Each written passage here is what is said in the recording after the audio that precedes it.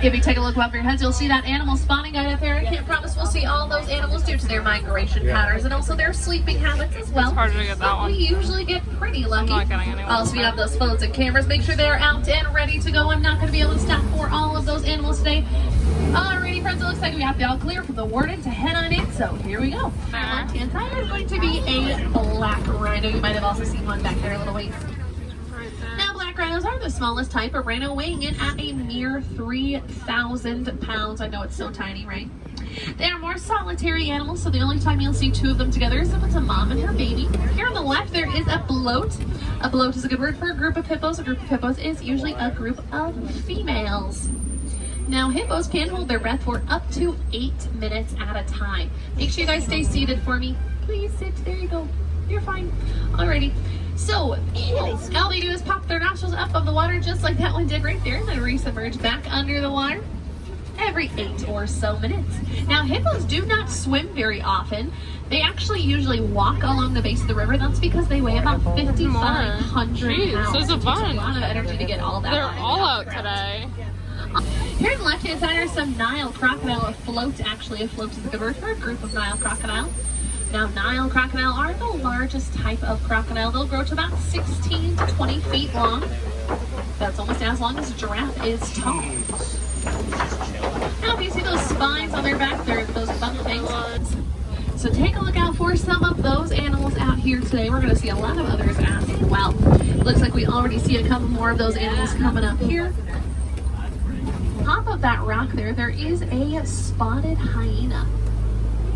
Spotted hyena are one of 4 types of hyena. Hyena are a matriarchal society. Oh, there's more than females one. will be in charge of the group. There's actually 2 of them there. The females are larger and more powerful than the males.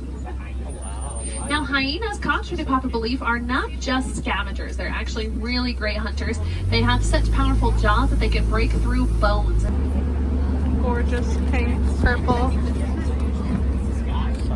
Yep. Termite mounds. Feeded animal on the reserve, they can often be found on farms in East Africa. Now, their horns do look rather large and heavy, but they actually only weigh a couple of pounds, about 5 to 10 pounds each.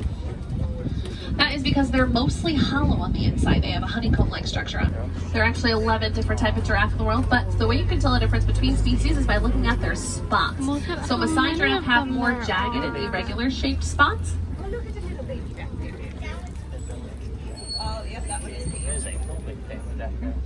Now, all giraffe species, though, are born at about 6 feet tall. They will then top off at around 18 to 20 feet tall, making them the tallest land mammal, of course.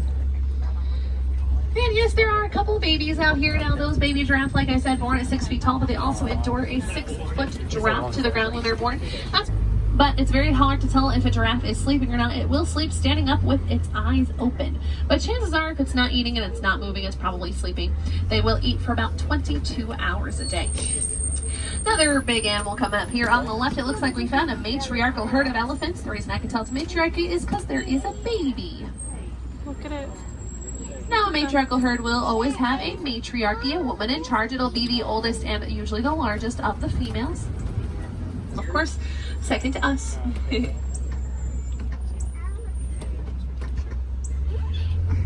Now, does anybody know how you can tell the difference between different types of elephants? The shapes of their ears. Greater flamingo. Greater flamingo are the largest, the tallest, and also the lightest shade of pink of all flamingo. They get that light pink color because when they're born, they're actually brownish grayish. And as they grow up, actually when they're about 1 year old, they'll turn a little bit of a white color. But then as they grow up, their diet consists mainly of, anybody know? Krill. Shrimp, yeah. And shrimp has something in it called beta carotene. Beta carotene is the same thing we can find in carrots, but if you eat too many carrots, you turn sort of orange. These guys eat too much shrimp, so they turn pink. At each other, technically? Also, as you can tell there, they do not chirp like most birds. They honk, sort of like geese in a flash. But it looks like they're kind of up and about, so maybe we'll get to see them a little bit better. Oh yeah, there they are. On the left-hand side, there is a cheetah walking around over there. Oh, wow. Now, cheetahs are the fastest land mammals. They can reach speeds of up to 70 miles per hour. Here's another one there on the left. It's a little more shaded. That's interesting. All right, so there is a lion there, but we're going to see him a little bit better here in just a second. So I'm going to take a second to talk about these Waterbuck over here on the left. They're antelope, not donkeys. I get that a lot. Waterbuck are called Waterbuck because they're usually found around more aquatic environments, like to drink a lot more water than most antelope do. Pretty much their entire lives revolve around the watering hole. Those manes can weigh upwards of 40 pounds. And they do get darker as they get older. They will rest for about 20 hours out of their day, being their most active at night. So this is a great time to see them out and about now. Oh. Watch this. It's so cute when they... Oh, guess they're not going to do it. That's fine. Do whatever you want. They sometimes like nuzzle heads. It's so cute. But like I was saying, they rest around 20 hours out of their day. They're most active at night. This is usually around sunset is when they'll start. Oh, see, I told you. Okay. This is when they'll start moving around a little bit more. It's also a good time to hear them roar as well. Their roars can be heard for about 5 miles. I am going to leave you with Kwaherini, and Kwaherini means to go well. So go well, go wild, go have a fantastic rest of your night here in Harambe or wherever your adventures may take you. Cheers to a new year. So thanks so much for watching. I'm Alex. I'm Ashley. And this is Disney's Party of Two.